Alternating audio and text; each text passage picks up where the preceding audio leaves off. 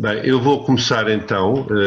O Dr. Diogo Feio está um bocadinho atrasado, ele depois mais tarde fará uma apresentação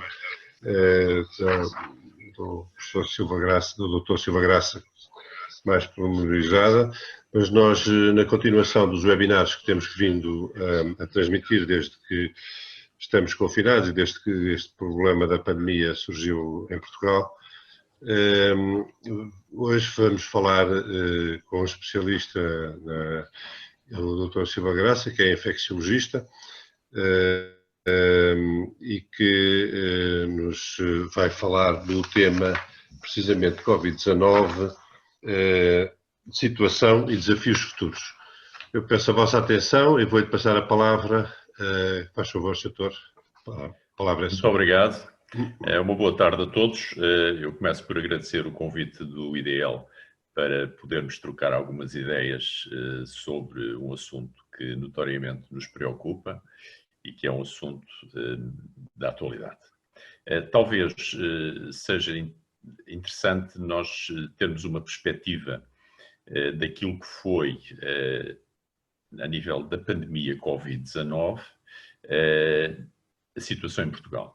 E a situação em Portugal, talvez seja possível considerar aqui, procurando arrumá-la um pouco, 4 fases, 4 momentos. O primeiro, que é aquele que sabemos agora, provavelmente se inicia cerca do dia 20 de fevereiro, com a introdução, pela primeira vez em Portugal, deste vírus. Sabemos que a primeira notificação de um caso de Covid-19 é a 2 de março, portanto, durante cerca de 10 dias o vírus circulou, naturalmente sem ser conhecido, e este primeiro momento, eu penso que podemos considerar que ele termina na última semana de março, porque é na última semana de março que entramos numa segunda fase, uma fase que hoje designamos pela primeira onda, porque a curva epidémica começou a crescer de uma forma exponencial no seu número de casos e acaba por atingir o seu cume em meados de abril, e esta linha, esta curva epidémica aproxima-se novamente da base no final de abril. É então que ocorre, como sabemos, o desconfinamento, porque no final da primeira quinzena de março houve realmente a necessidade de implementar algumas medidas restritivas da nossa mobilidade. Sabemos que, naturalmente, isto aconteceu em quase todos os países da Europa, não em todos ao mesmo tempo, e que o que o determinou foi, naturalmente, o sentimento que os diferentes países tiveram, mas que foi comum, alguma impreparação, algum desconhecimento sobre a forma de controlar, portanto, a epidemia, este receio, naturalmente, que levou às medidas restritivas, e é preciso dizer que elas foram úteis. Portanto, naturalmente, porque se atingiu com elas um dos objetivos iniciais, que era controlar, portanto, a transmissão, controlar a disseminação do vírus. Depois desta primeira onda pandémica, entramos numa fase em que era suposto ter um número residual, digamos, de novos casos, e foi isso que aconteceu em grande parte dos países na Europa, mas que entre nós teve uma particularidade. Verificámos que logo após o decréscimo, ao sairmos da primeira onda pandémica e nas semanas imediatas ao desconfinamento, o número de casos, em vez de descer e se reduzir aquilo que era suposto ser algumas centenas, portanto, semanalmente, verificámos um incremento. E um incremento que agora tinha geograficamente uma característica diferente da onda pandémica inicial. A onda pandémica inicial atingiu todo o país, mas de uma forma muito clara mais a região norte, e agora estávamos a sentir um recrudescimento do número de casos, que aliás se vai manter durante alguns meses, provavelmente até ao início de julho. Este aumento do número de casos é particularmente sentido na área metropolitana de Lisboa. houve aqui uma interpretação que realmente o desconfinamento talvez não tenha sido bem compreendido pelas pessoas, que acharam que era uma liberalização, digamos, da sua mobilidade, das suas atividades, da sua participação social. Houve, por outro lado, a percepção de que neste período em que as pessoas voltaram ou procuraram voltar à sua atividade normal muito rapidamente, não houve uma resposta, por exemplo, a nível dos transportes coletivos que pudesse acompanhar esse movimento da população, e foi um bocadinho difícil manter, digamos, a nível dos transportes coletivos, as medidas que estavam aconselhadas para evitar a transmissão. Por outro lado, foram também identificados a nível de alguns locais de trabalho em que não houve propriamente uma interrupção da atividade durante o confinamento, porque foram atividades que forçosamente parte delas tiveram que ser mantidas durante esse período, e também aí se sentiu o incremento do número de casos.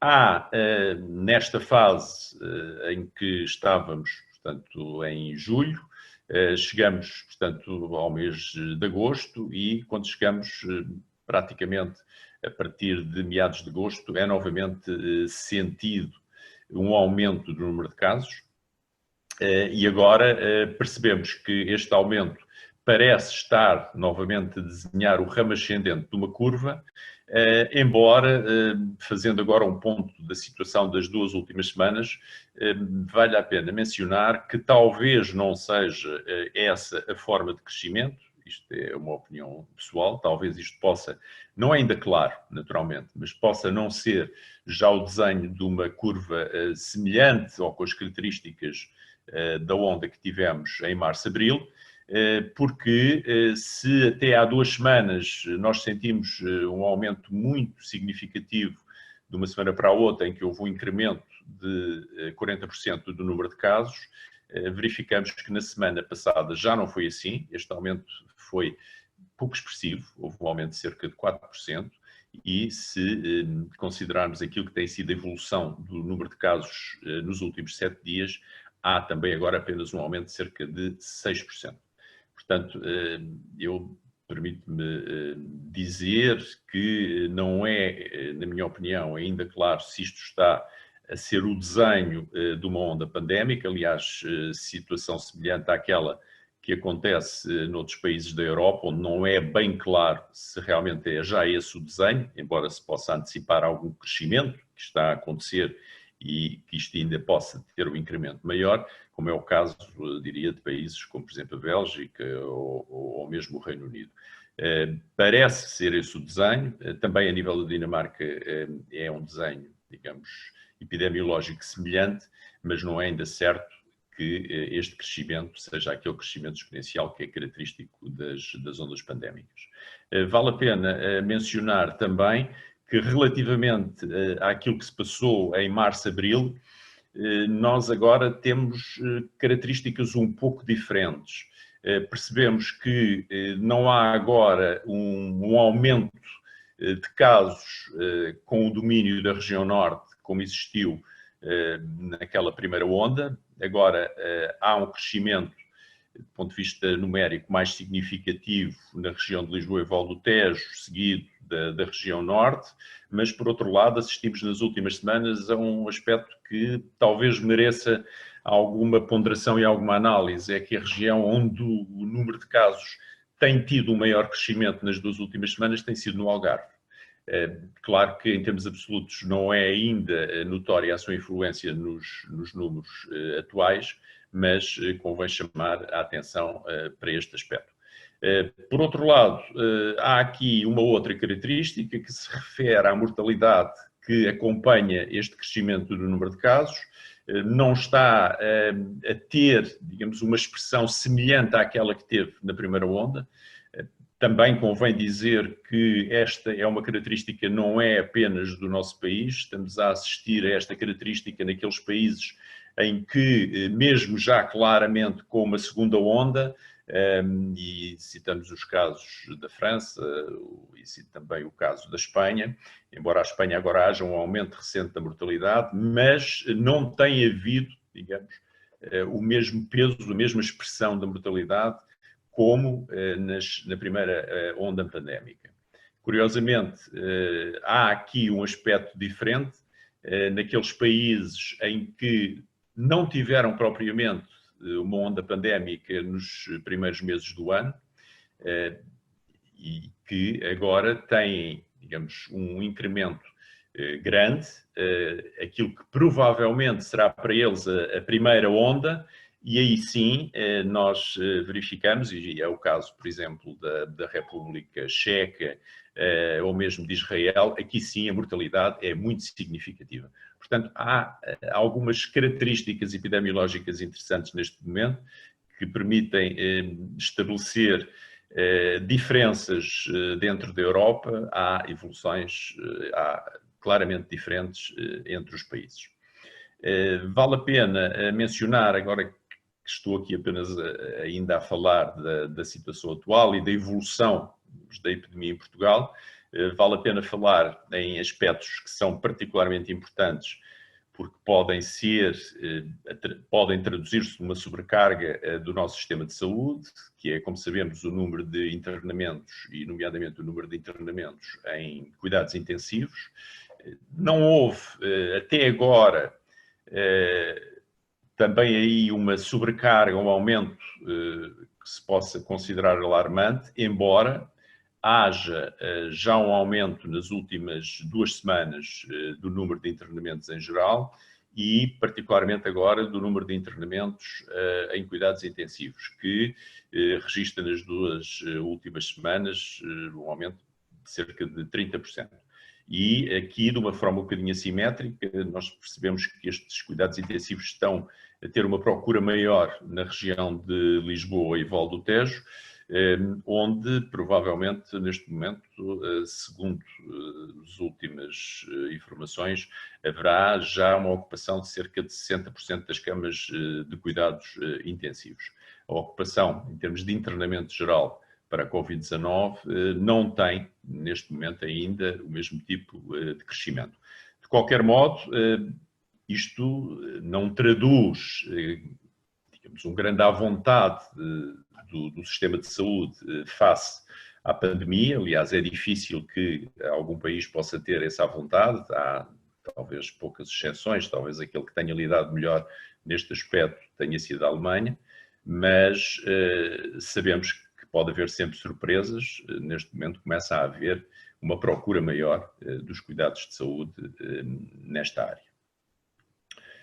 Talvez, relativamente à situação atual, possa ser este, digamos, o ponto adequado.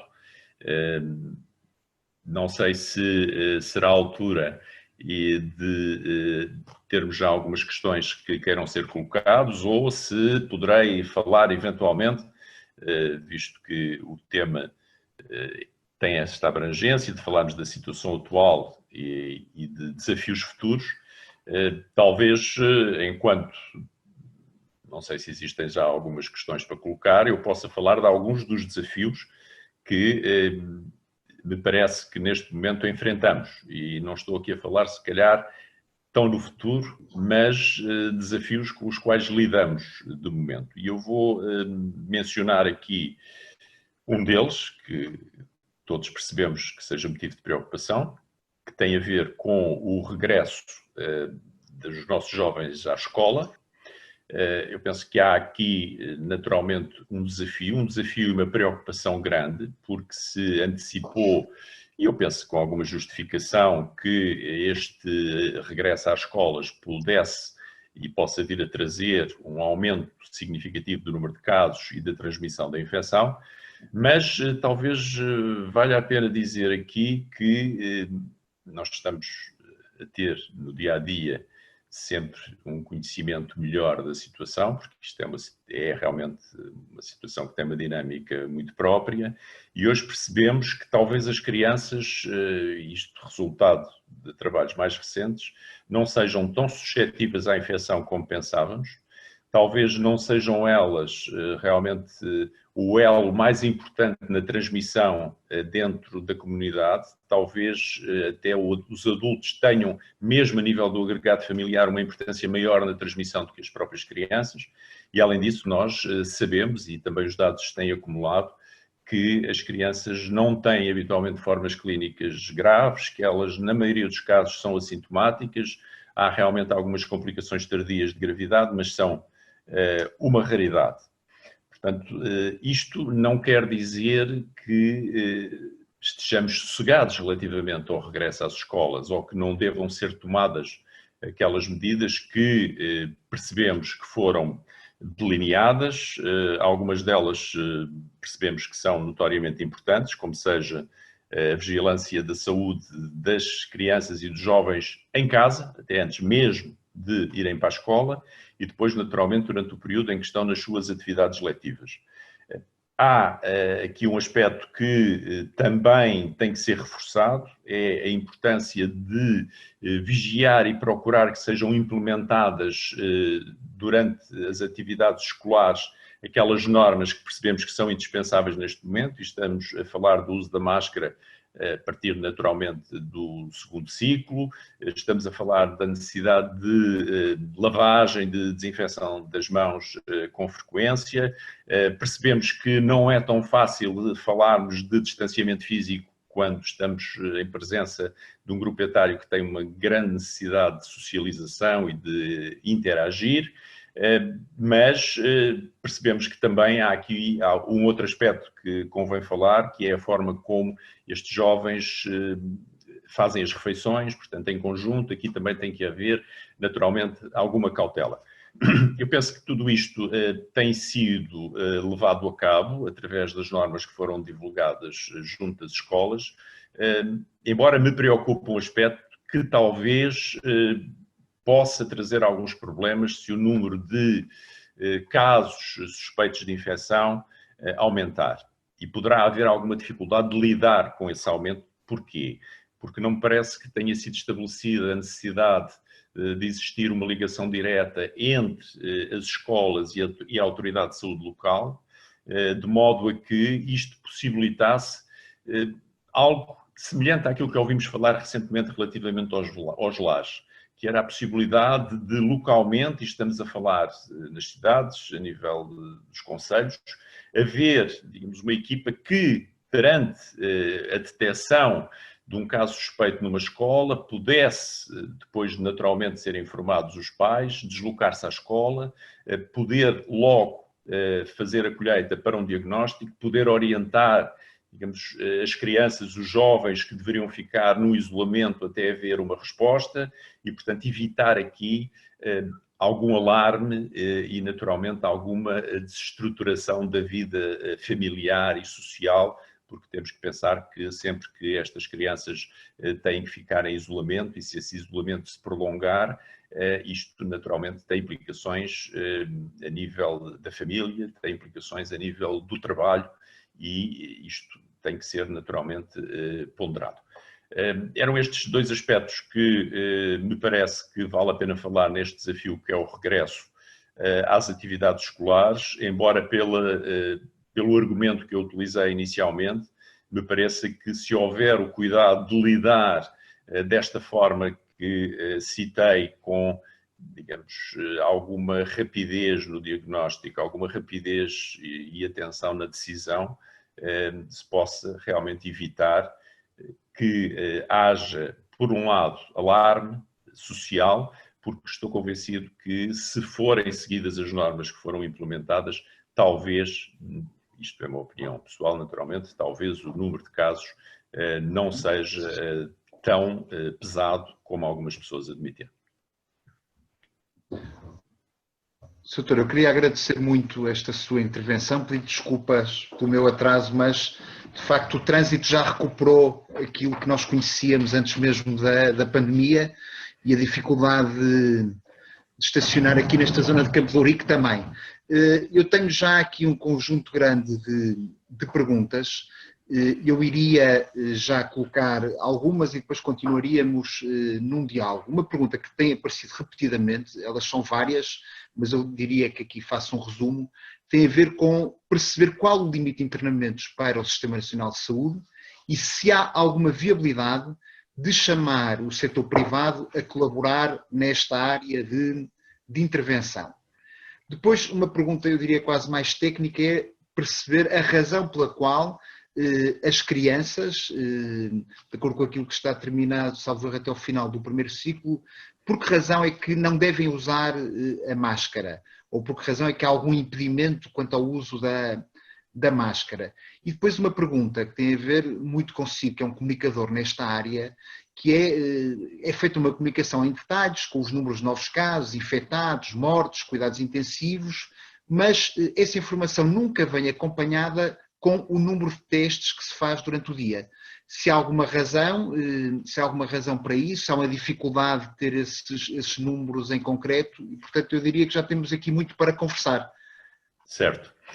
Muito obrigado pela sua intervenção, aproveito para o cumprimentar. Naturalmente que isso que citou relativamente ao trânsito é uma realidade, portanto já voltámos agora nos últimos dias, efetivamente, àquilo que era o habitual. Agora estamos na quase normalidade do trânsito, anteriormente à pandemia. Ora bem, há aqui alguns aspectos que eu comecei um pouco por já abordar, mas que merecem naturalmente alguma explicação. Talvez começando, visto que eu falei das escolas, pela utilização das máscaras. Por um lado, nós percebemos que nas crianças muito pequenas, mas habitualmente muito pequenas com menos de 6 anos, não é fácil utilizar as máscaras com segurança. Depois foi decidido, e isto é uma orientação da Direção-Geral de Saúde, e convém dizer que esta orientação não é a mesma em todos os países, portanto foi decidido que efetivamente no primeiro ciclo as crianças poderiam ou não utilizar máscara, portanto é facultativo. Portanto, não se impede as crianças de utilizar máscara, mas não se obriga a sua utilização. Nós percebemos que são idades em que também é difícil a utilização correta das máscaras, porque por vezes até para os adultos isto não é fácil e, portanto, é uma faixa etária em que eu penso que talvez não fosse tão eficaz a obrigatoriedade de utilizar as máscaras e poderia criar, naturalmente, alguns problemas. Inclusive a de segurança, pelas razões que eu citei, mas também pelos argumentos que eu há pouco tive a oportunidade de enunciar. Eu fico com a ideia, por aquilo que sabemos neste momento, que nesses grupos etários não será propriamente os casos em que o risco é maior. Portanto, fico mais preocupado quando falamos em grupos etários a partir dos 12 anos, do que propriamente destes, porque estes são habitualmente com menos de 9, não é? Portanto, entre os 6 e os 9. Portanto, aí é facultativo e, portanto, poderá ser utilizado ou não, mas eu penso que talvez a obrigatoriedade pudesse levantar algumas dificuldades e alguns problemas. Esta é a minha opinião.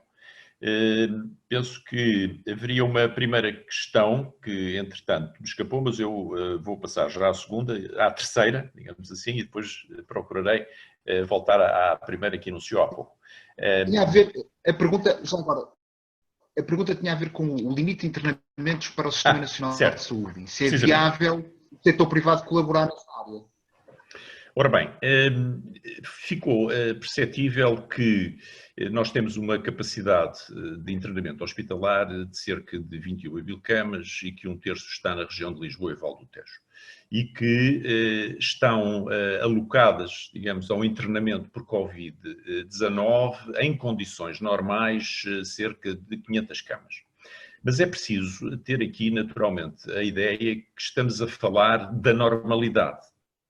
Porque há depois alguma reserva, naturalmente, que poderá ser utilizada, e quando eu estou a falar de reserva, não estou só a pensar no internamento a nível privado, estou a pensar, por exemplo, a nível dos hospitais militares, tem alguma reserva, mas mesmo a nível privado está previsto já e acordado, precisamente, que Quando for necessário, haverá a possibilidade de utilização dos recursos a nível dos hospitais privados. Portanto, isso não é, digamos, algo que não esteja previsto e que não possa vir a acontecer. Relativamente à outra questão que íamos falar, tem a ver com a informação que é prestada diariamente e que essa informação faz referência a alguns elementos, mas talvez não seja completa porque omite outros. E foi aqui citado o exemplo do número de testes. Temos que ter a ideia que mesmo a recolha dos elementos que são prestados diariamente não é fácil. Ela depende, naturalmente, do registro, e quando estamos a falar aqui do registro, é um registro que é obrigatório, quer da parte clínica, quer da parte laboratorial, mas não é tão fácil ter elementos diários e atualizados do número de testes que são feitos. Há a possibilidade de até ter uma ideia do número de testes, não dia a dia, mas do número de testes na sua totalidade, que naturalmente terá algum desfazamento temporal, e isto é possível ter em alguns sites informativos sobre a pandemia, mas não existe, e eu acho que aqui é uma dificuldade real, quer dizer, nós poderíamos ter a informação sobre o número de testes que teriam sido feitos, vamos supor, até há 5 dias atrás, mas não será possível ter ideia do número de testes que são feitos diariamente, transmitidos no dia seguinte, como acontece com os dados epidemiológicos. E percebemos porquê? Porque não são apenas feitos nos laboratórios do Serviço Nacional de Saúde, são também feitos a nível de entidades privadas, são também feitos a nível de academias, são, digamos, feitos num conjunto grande de locais que tornaria difícil essa recolha e essa informação com o mesmo tipo de periodicidade. Portanto, penso que é a única justificação.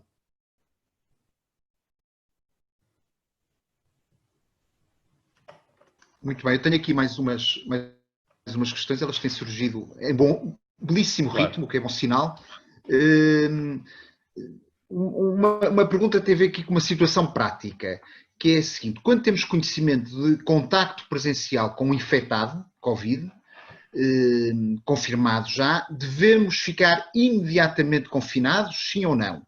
Ou fazer o teste e aguardar pelo seu resultado, mantendo evidentemente os cuidados especiais de higiene, e perceber uma outra coisa: e esses testes devem ser feitos com quantos dias de distância em relação ao contacto com o infectado? E por fim, a partir de que momento é que se pode descansar depois de ter tido um contacto com um infectado? Ora bem, a primeira questão, a partir do momento em que há conhecimento de um contacto de proximidade com o indivíduo infectado, a pessoa deve ficar naquilo que designamos por um isolamento profilático, ou quarentena. Isto é, deve ficar retido no seu domicílio, de preferência evitando um contacto sem proteção mesmo com os outros coabitantes, e deverá aguardar a possibilidade de fazer o teste.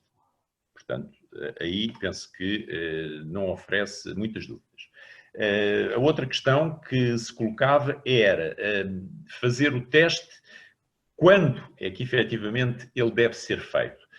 Temos que perceber que isto exige sempre aquilo que nós designamos por um inquérito epidemiológico para percebermos não apenas quando é que foi o último contacto com esse caso positivo, mas há quantos dias é que esse contacto já existia.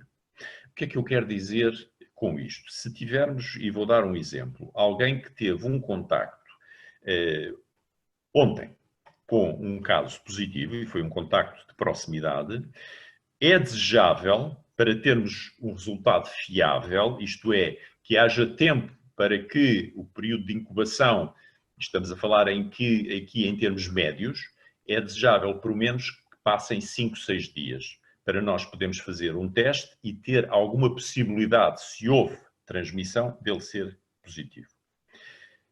Do mesmo modo que, segundo exemplo, o contacto não foi hoje ou ontem, mas era um contacto que já vinha acontecendo, porque a pessoa trabalhava, ou convivia, ou coabitava com o outro. Naturalmente que, desde o momento em que isso acontece, e aqui, naturalmente, estaríamos a contar os tais 5, 6 dias, como eu acabei de dar o exemplo, mas também aqui exige sempre cuidado na análise, porque há situações diferentes. Poderá ter havido este contacto frequente durante os últimos dias e duas possibilidades estão logo em jogo. Esse indivíduo que está infectado é um indivíduo que tem sintomas ou um indivíduo que não tem sintomas. Porque se ele tem sintomas, teremos que ter isso em conta na análise que teremos que fazer para perceber quando é que ele estaria em condições de infectar os outros. Se ele não tiver tido nunca sintomas, nem sequer isso, pode ajudar à análise epidemiológica. Portanto, não é fácil responder de uma forma absoluta, imediata, sem fazer o inquérito epidemiológico. É por isso que ele é extraordinariamente importante e deve ser feito nas primeiras 24 horas. Eu acho que havia ainda outra questão. Era quando é que a pessoa pode, digamos, estar descansada, penso que era um bocadinho esta a ideia, depois de ter tido um contacto com alguém infectado. O que nós temos, naturalmente, neste momento, como conhecido e aplicado em Portugal, deverá ser guardado um período de 14 dias. É possível que, e vale a pena fazer aqui um parênteses para explicar o que é que queremos dizer com este período de 14 dias. Nós estamos aqui a ter uma margem chamada de segurança. Provavelmente, se quisermos ser mais realistas em termos estatísticos, eu diria que até o 11º dia é quando escutamos a quase, mas surge sempre o quase, em termos de probabilidade, a quase probabilidade de realmente a infecção ainda poder surgir. Por uma questão de segurança, acrescentam-se mais alguns dias e por isso chegamos ao 14º dia. Muito bem.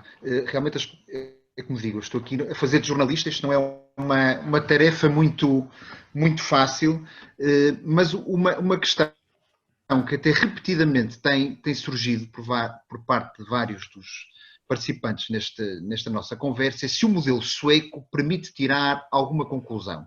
E se permitindo, ela é positiva ou negativa. Uma segunda pergunta eu diria que é a pergunta de mais de $1 milhão, não é? Que é qual é neste momento a perspectiva de uma vacina que permita dispensar as atuais medidas que estamos a atualmente viver? Relativamente ao modelo sueco, como tem sido designado, não é ainda à altura de poder fazer uma análise se realmente é um modelo que teve mérito em relação aos outros ou não. É cedo. De qualquer modo, eu penso que talvez valha a pena, antes de ser conclusivo na análise, perceber o que é que, na realidade, parece ter sido feito na Suécia. Sabemos que, naturalmente, é um país que tem uma estrutura demográfica e social diferente dos países do sul da Europa. Percebemos que poderá não ser necessário, em alguns países, e aqui estamos a referir-nos à Suécia, ser tão impositivo como nos países do sul da Europa. E o que é que eu quero dizer com isto? E vou ser mais explícito. Provavelmente, na Suécia, foi transmitido, e eu sei que foi essa realmente a postura, de parte das autoridades sanitárias, foi transmitida às pessoas que era conveniente ter presente algumas normas, aquelas que nós, naturalmente, preconizamos também, portanto, nomeadamente o afastamento físico, procurar que as pessoas não tivessem uma aproximação e um convívio frequente, que procurassem ficar, a maior parte delas, em trabalho não presencial, e não foi aconselhado, se tivessem estes cuidados, que utilizassem sistematicamente a máscara.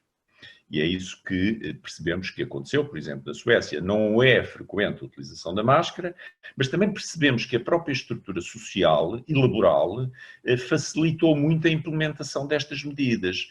Primeiro porque os núcleos familiares são menores do que no nosso país, por exemplo, e no sul da Europa, porque muita gente já estava habituada a trabalhar em casa, portanto, a fazer teletrabalho, e, portanto, também não era tão frequente como cá esta necessidade de confraternização, de aproximação social.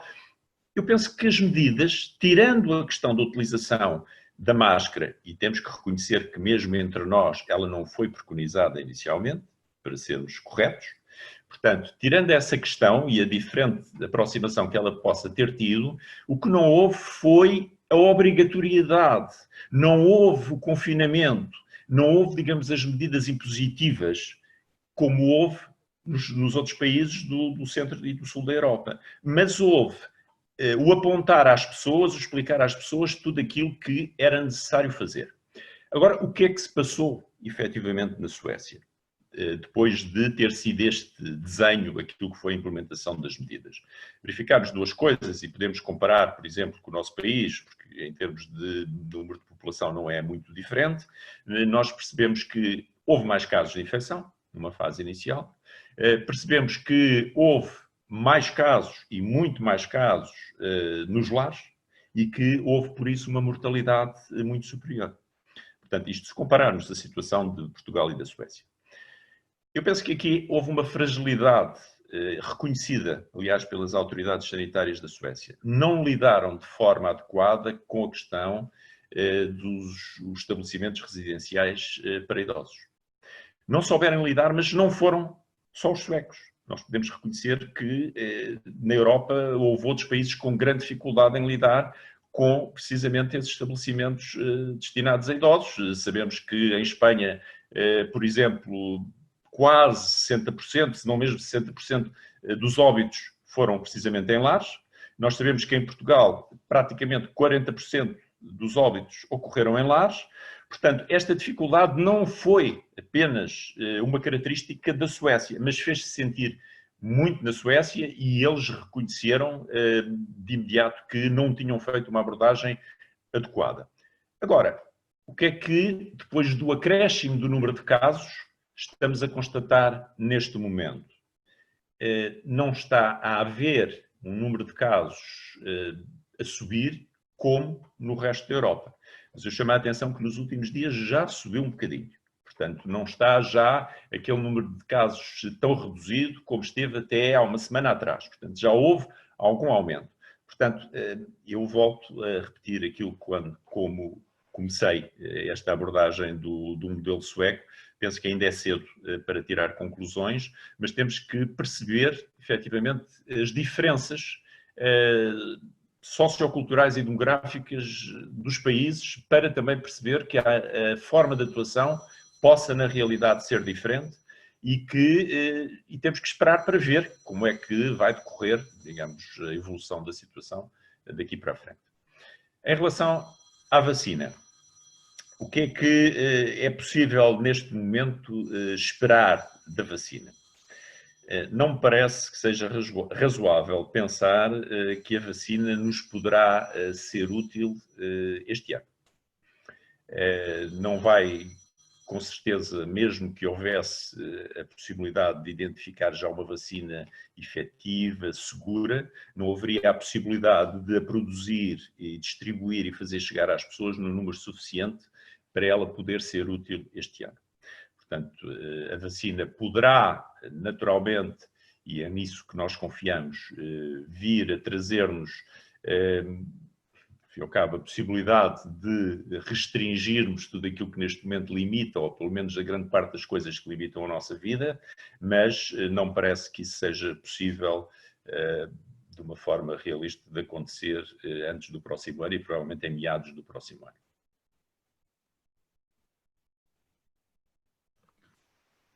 Muito bem. Ainda sobre estes dois temas, curiosamente, surgiram aqui duas perguntas. Uma delas é a de perceber o que é mais realista em termos práticos e científicos, uma vacina ou uma outra abordagem biótica, aqui entre aspas, ao nível do sistema imunitário.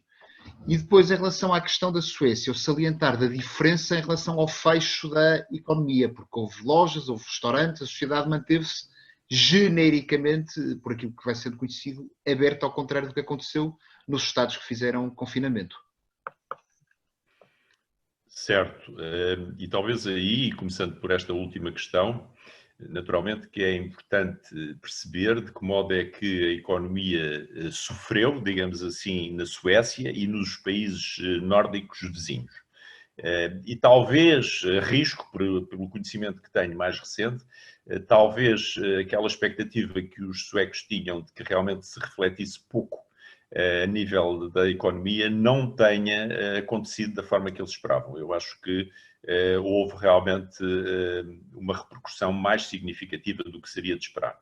Mas também aqui percebemos que esta diferença de atuação tem também a ver não só com as expectativas relativamente ao reflexo na economia, mas também porque na Suécia as autoridades sanitárias têm, digamos, uma autonomia do ponto de vista técnico que não está diretamente subordinada ao poder político. Portanto, não há direção política a condicionar, digamos, as decisões sanitárias. Portanto, isto também é uma diferença relativamente àquilo que se passa na Suécia e nos outros países.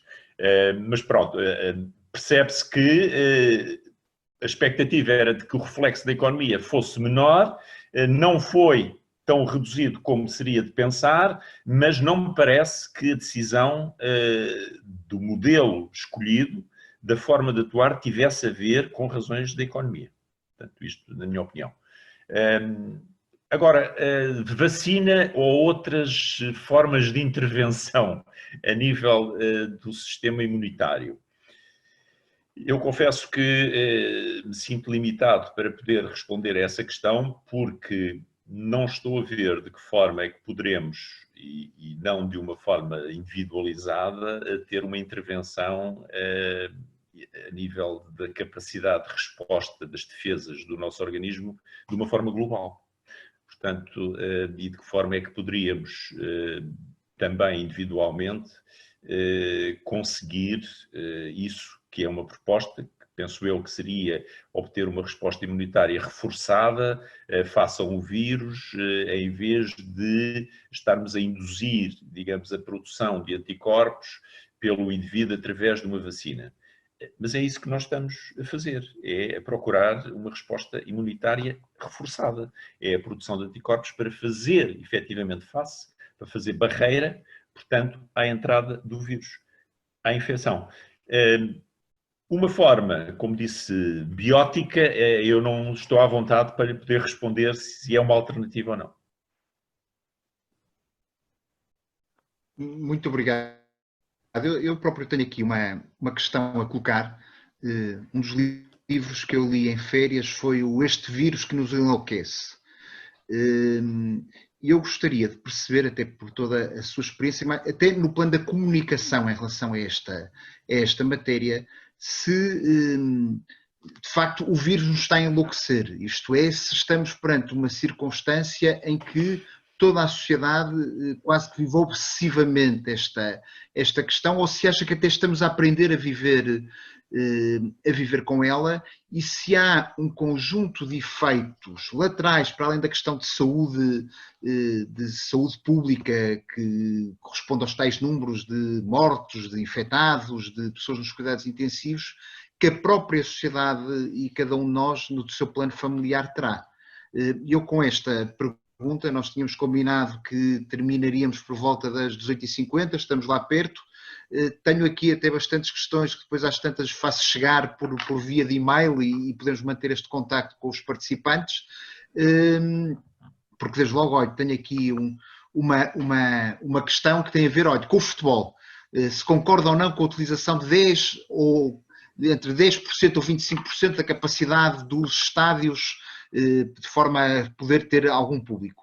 Pronto, eu terminaria no fundo com estas questões mais de natureza societária e da nossa vida em concreto, mais uma vez agradecendo-lhe muito a sua participação e a sua exposição e a lição que aqui nos deu. Certo, eu vou procurar ainda trocar aqui algumas ideias sobre essas duas últimas questões. Começando pela última, pelo futebol, nós temos a percepção de que, naturalmente, mesmo cada um de nós e a comunidade percebendo quais as limitações que no dia-a-dia deve ter para que haja, digamos, uma vivência mais segura relativamente a esta situação, nós percebemos que há atividades em que realmente as emoções fazem com que o controle se possa perder. E nós temos assistido a atividades com características diferentes. Já percebemos, por exemplo, o receio que houve relativamente à festa do Avante, porque aí percebemos que, naturalmente, apesar de ser um evento com características políticas, tem também características culturais, características de festival de música, que empolgava as pessoas, que naturalmente as podia fazer vibrar e aproximar, e era uma preocupação legítima relativamente à forma como esse festival era feito. Percebemos depois, recentemente, portanto, já no mês passado, em setembro, que as emoções, naturalmente, com características completamente distintas, mas que vêm muito do âmago de cada um, estiveram presentes em Fátima, numa celebração religiosa, e percebemos que as pessoas que inicialmente estavam cada uma no seu lugar e afastadas umas das outras, numa situação particular, que é mais emotiva do ponto de vista litúrgico, do ponto de vista religioso, elas não conseguiram controlar-se e, portanto, e aproximaram-se e perdeu-se tudo aquilo que era, digamos, o controle que elas estavam a ter e que era necessário ter. Eu penso que é o mesmo receio que temos relativamente ao futebol, porque nós podemos, e naturalmente que vamos ter que o fazer, porque é uma exigência, digamos, para podermos continuar a viver em sociedade, que se retomem grande parte e de uma forma progressiva, provavelmente quase todas as atividades. Agora, é também perceptível que, independentemente do número ou do percentual de assistentes a um jogo de futebol, haverá situações em que, se isto não for, digamos, tão balizado, tão separado, que as pessoas se vão juntar, que as pessoas vão confraternizar, que as emoções vêm ao de cima e que, portanto, não vai haver possibilidade, a menos que haja quase o estabelecer de barreiras físicas entre as pessoas. Isto é ridículo, não é? Mas eu vejo que, e temos visto isto em termos de acontecimentos desportivos. Nos últimos meses foi perceptível que, quando alguns clubes venceram algumas provas, que os adeptos confraternizaram nas ruas, porque não o podiam fazer nos estádios, e confraternizaram sem qualquer afastamento físico, sem qualquer barreira física, sem máscara, sem nada. Portanto, estas situações em que as emoções, naturalmente, são difíceis de controlar, são aquelas em que é mais difícil manter aquelas medidas que neste momento preconizamos. Mas se pergunta se a evolução é para progressivamente irmos tendo pessoas a assistir aos jogos de futebol, da mesma forma que está previsto que estejam este mês presentes em Fátima, eu penso que a evolução tem que ser nesse sentido. Nós estamos progressivamente a viver e a aprender a viver de uma forma diferente. Percebemos que, por vezes, não somos bem-sucedidos nestas primeiras experiências, mas, naturalmente, tem que ser esse o caminho. Eu penso que, não sei se serão 10%, se serão 20% para começar, mas já ouvimos dizer que vai, naturalmente, iniciar-se a assistência aos jogos de futebol com os jogos da seleção, admitindo talvez que nos jogos da seleção a emotividade possa ser um bocadinho menor, digo eu, do que com os clubes. É, digamos, apenas uma interpretação, mas eu penso que tem que ser esse o caminho, não podemos fugir muito dele. Relativamente ao outro aspecto, todos temos, e isto não é apenas relativo à pandemia, todos temos a percepção que o tratamento do ponto de vista de informação, de comunicação, que diferentes órgãos, diferentes formas de comunicação dão sobre estes assuntos, e não só sobre estes, mas estes acabam por ter, digamos, uma expressão e uma cutilância maior, são diferentes. E, portanto, há naturalmente quem transmita a comunicação relativamente à pandemia de uma forma que facilmente pode ser, e eu vou utilizar o mesmo objetivo, pode conduzir a digamos, uma percepção um bocadinho obsessiva. Eu diria até mais, penso que isto está a ser também nefasto para algumas pessoas, e nós percebemos, porque não há apenas, de momento, o risco do ponto de vista de saúde pública. Penso que há outros riscos para a saúde que estão presentes, e não estou só a falar, e poderíamos também falar sobre isso, do sistema de saúde e da forma como ele está a responder, e se realmente começa a ser mais problemático o apoio e o suporte que se dá e a resolução dos problemas não Covid do que propriamente os que estão associados à Covid. Mas há aqui um aspecto que começa a ter, e cada vez mais também, um peso e uma preocupação, e que tem a ver com essa forma como este assunto é tratado. É a parte da saúde mental. Efetivamente, nós percebemos que, mercê da forma como, por vezes, esta informação é transmitida, da forma como ela chega às pessoas, há pessoas que passaram a ter, digamos, grandes limitações no seu dia-a-dia, na forma como fazem a sua vida, e até começam a ter alguns desequilíbrios de saúde a nível mental, a nível psíquico, que são consequência da forma como este assunto, como este tema é tratado. Concordo consigo.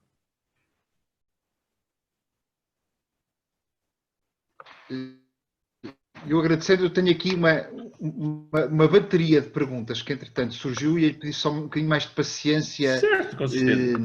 São do plano informativo, que é uma pergunta que tem a ver com o seguinte: como é que ainda não sabemos como é que se transmite e não se transmite o vírus? O ar livre é menos provável quanto a essa transmissão? Se estou assintomático ou pré-sintomático, sou um risco ou não? É preciso manter aquela obsessão com maçanetas, lavar a roupa da rua, tirar os sapatos antes de entrar em casa, ou já percebemos que afinal não é útil? E quanto a alguma informação, afinal os ventiladores não são assim tão fundamentais? Os testes têm uma alta taxa de falsos resultados, sejam eles positivos ou negativos? E em relação à parte de comunicação, se em vez do número de infectados, o número que realmente interessa é o de internados e de pessoas que estejam na unidade de cuidados intensivos? Bem, penso que tem aí perguntas para outra hora. Não vou... É difícil estar-lhe a responder a todas. Começando talvez pela última, nós temos que ter a percepção... Pode ser uma seleção, com certeza. Sim, claro. Quando falamos do número de casos, estamos a falar do número de casos diagnosticados. Portanto, isto é apenas uma parte, naturalmente, daquilo que é o número real de casos de infecção. Portanto, são aqueles que nós identificamos. E concordamos, não há dúvida nenhuma, que como indicadores são mais precisos, mais fiáveis e mais importantes outros dados. Mas eles estão presentes também na informação diária, que é efetivamente a nossa capacidade de resposta em termos de cuidados de saúde, portanto, a nível do internamento. Houve aí uma referência aos ventiladores. Nós percebemos que os ventiladores podem ser importantes e são importantes, mas aqui um parênteses. Porque é que houve uma preocupação com os ventiladores? Porque Portugal estava muito deficitário em camas de cuidados intensivos e em número de ventiladores para apoiar essas camas. Portanto, Portugal estava muito impreparado para uma situação destas e, portanto, foi sentido logo de início que era necessário, naturalmente, aumentar o número de ventiladores. Felizmente, também percebemos que até agora ainda não foram precisos, aqueles que, digamos, foram somados ao Serviço Nacional de Saúde, mas eles eram uma necessidade. Agora até podem ter vindo mais do que o necessário, não é isso que eu vou discutir, mas eram necessários e eram particularmente importantes porque não estávamos preparados para uma situação destas.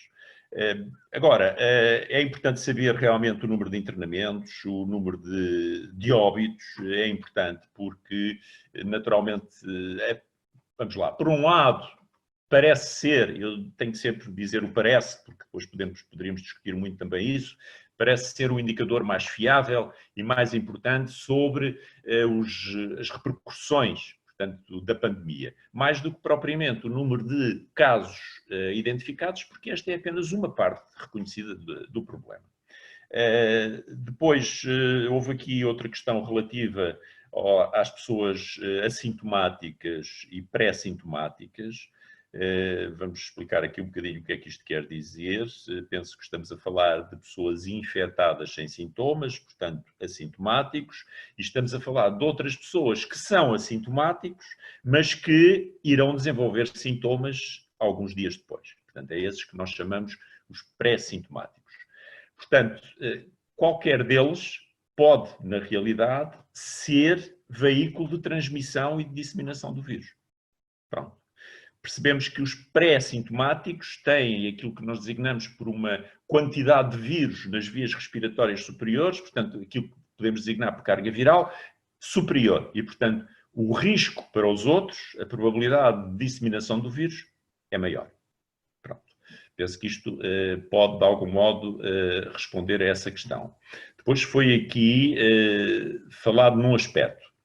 Até que ponto é que é igualmente importante, e eu vou dar a minha opinião, a utilização das máscaras, do afastamento físico e da higienização, da lavagem das mãos ou da limpeza das superfícies com que contactamos, e aqui está os corrimãos, as maçanetas das portas, a questão de deixar os sapatos na rua. Um breve parênteses. Sabemos que a questão de deixar os sapatos à porta é uma questão cultural. Há países que naturalmente têm esse hábito e o fazem, e não é apenas durante a pandemia. Pronto. Agora, se isto é imprescindível, se isto reduz, digamos, a probabilidade de transmissão do vírus, eu penso que estamos a aprender também nos últimos tempos que tem muito menos importância esta questão da higienização das superfícies do que as outras, particularmente se os outros cuidados forem tomados. Porque mesmo que inadvertidamente um de nós toque com a mão em qualquer superfície que não foi higienizada, que não foi desinfetada, se nós tivermos o cuidado de andar a fazer a nossa própria lavagem das mãos e a sua desinfecção, reduzimos grandemente a probabilidade de haver uma transmissão. Pronto. Outra questão que penso que estaria a ser colocada era de que modo é que é importante, se eu entendi bem, de que modo é que são importantes os espaços abertos, de que modo é que é importante trabalharmos ou estarmos numa sala ventilada naturalmente de preferência, isto é, com uma janela aberta, com uma porta, que o ar circule. É importante por uma razão que já vamos perceber que é muito simples. Quando houver probabilidade de transmissão do vírus, isto é, se o vírus estiver presente em pequenas partículas que nós sabemos que infelizmente são possíveis de estar em suspensão no ar, e não estamos a falar naquelas, digamos, mais grosseiras quando espirramos ou quando tossimos, estamos a falar das outras que eu ou qualquer outro, quando está a falar de uma forma mais enérgica, pode projetar ou se cantar ou se tiver qualquer, digamos, situação em que fale mais alto, essas partículas podem ficar em suspensão no ar.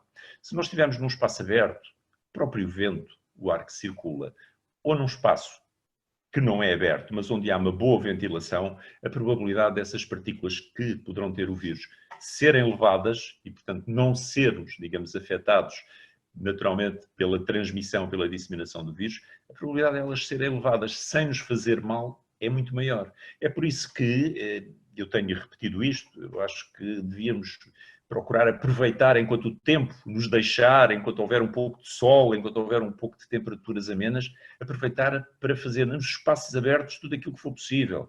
Seja as refeições, seja conviver com os outros, tudo. Porque um dos problemas que vamos ter que enfrentar agora com o inverno é as baixas temperaturas e vamos naturalmente ficar muito mais em casa e sem essa vantagem dos espaços abertos. Eu não sei, eu respondi a algumas, se calhar escaparam outras. Sim, olha, mas diga. Eu queria agradecer muito que nós já temos alguma experiência desde que começou o confinamento, fizemos estes webinars, temos feito com uma média mensal, e este foi claramente aquele que mais questões gerou, mais diálogo com o orador também acabou por ter, e portanto queria-lhe agradecer muito por esse facto. Com grande probabilidade houve questões que não foi possível responder, ainda haveria outras que iriam surgir naturalmente, mas houve até aqui alguma emoção quando se falou do futebol, e eu sobre isso não vou entrar, vou manter aqui na minha postura institucional aqui neste lugar. Mas dizer-lhe que foi um grande prazer tê-lo aqui no IDL, com certeza convidá-lo a participar também em futuras ações e fundamentalmente agradecer-lhe muito por este fim de tarde. Nós temos aqui este princípio de fazer estas sessões sobre esta forma, no máximo 1 hora, tendencialmente menos tempo, e de facto foi o tempo que cumprimos, e tenho a certeza que ainda poderíamos continuar, mas corríamos o risco também do cansaço, que naturalmente acaba por suceder, mas dizer-lhe e agradecer-lhe muito também todo o poder de comunicação que tem transmitido na televisão durante estes tempos, e desejar-lhe boa sorte também na continuação dessa tarefa. Muito obrigado. Da parte do IDL foi um grande prazer termos esta sessão, que foi uma sessão muito rica e muito participada. Bom, muito obrigado. Eu permito-me que renovo o agradecimento ao vosso convite. Tive muito gosto em estar aqui esta hora, que passou rapidamente, só agora me apercebi que já tinha passado 1 hora, porque é sempre muito interessante, penso eu, poder entrar em diálogo com as pessoas, embora de uma forma um pouco indireta, mas porque surgem questões sempre interessantes e que são as questões que, na realidade, preocupam as pessoas e que nem sempre é possível dar a resposta e, naturalmente, também com, muitas vezes, uma dificuldade, que é não ter a resposta. Mas, pronto, é os tempos que vivemos. De qualquer modo, muito obrigado. Muito obrigado e uma boa tarde a todos os que participaram, e também agradecer o fantástico momento que aqui geraram com todas as questões que colocaram. Muito obrigado e boa tarde, e até uma próxima ação do IDL, que será comunicada em tempo devido. Boa tarde. Boa tarde.